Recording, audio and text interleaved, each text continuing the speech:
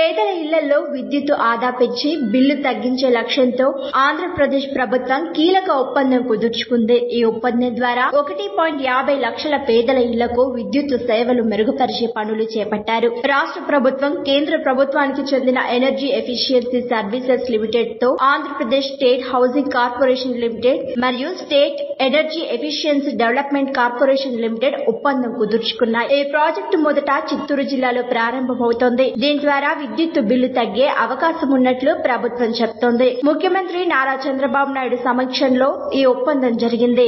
ఈ ఒప్పందంలో భాగంగా రాష్ట్రంలోని 1.50 లక్షల పేదల ఇళ్లకు ఎల్ఈడీ బల్బులు, ట్యూబ్ లైట్లు, బిఎల్డిసి ఫ్యాన్లు పంపిణీ చేయనున్నారు. విద్యుత్ ఆదా కోసం ఈ పథకం అమలు కానుంది. ప్రధానమంత్రి ఆవాస్ యోజన కింద నిర్మించిన 1.50 లక్షల ఇళ్లకు ఈ విద్యుత్ పరికరాలు అందిస్తారు. ప్రతి ఇంటికి 4 ఎల్ఈడీ బల్బులు, 2 ట్యూబ్ లైట్లు, 2 స్టార్ బిఎల్డిసి ఫ్యాన్లు అందిస్తారు. వీటిని ఉపయోగించడం ద్వారా పేదల ఇళ్లలో పెద్దగా విద్యుత్ ఆదా అవుతోందని ప్రభుత్వం ఆశిస్తోంది. ఈ పరికరాల సరఫరా పంపిణీకి ఈఈఎస్ఎల్ అధికారులు పర్యవేక్షణ చేస్తారు. దేశవ్యాప్తంగా ఇంధన ఆదా చర్యలలో భాగంగా ఈ ఒప్పందం జరిగింది. ఆంధ్రప్రదేశ్ విద్యుత్ అధికారులు తెలిపినట్లు ఈ బిఎల్ఈడి ఫ్యాన్లు వేడి, ఉక్కపోత కారణంగా గది ఉష్ణోగ్రతలను తగ్గించి చల్లదనాన్ని కలిగిస్తాయి.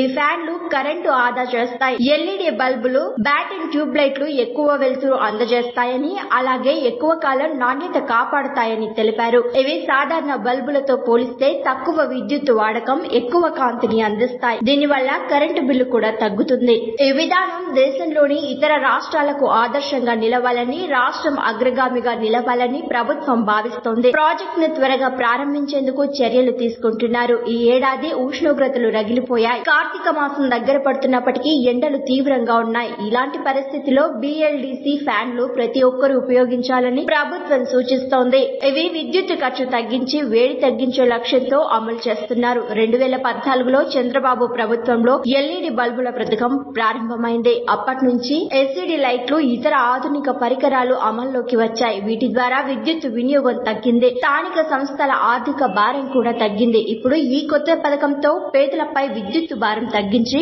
వారికి మరింత సౌకర్యాన్ని కలిగించడమే లక్ష్యంగా ప్రభుత్వం పనిచేస్తోంది. ఈ చర్యలు ప్రభుత్వం కొత్త ఆలోచనతో ముందుకు పోవడం, పేదలకు మరింత ప్రయోజనం చేకూర్చడం అనే దిశలో ప్రయాణం చేయడం మనకు స్పష్టంగా కనిపిస్తోంది. మరిన్ని ట్రెండింగ్ వీడియోల కోసం న్యూస్ 18 తెలుగు యూట్యూబ్ ఛానల్ ను సబ్స్క్రైబ్ చేసుకోండి.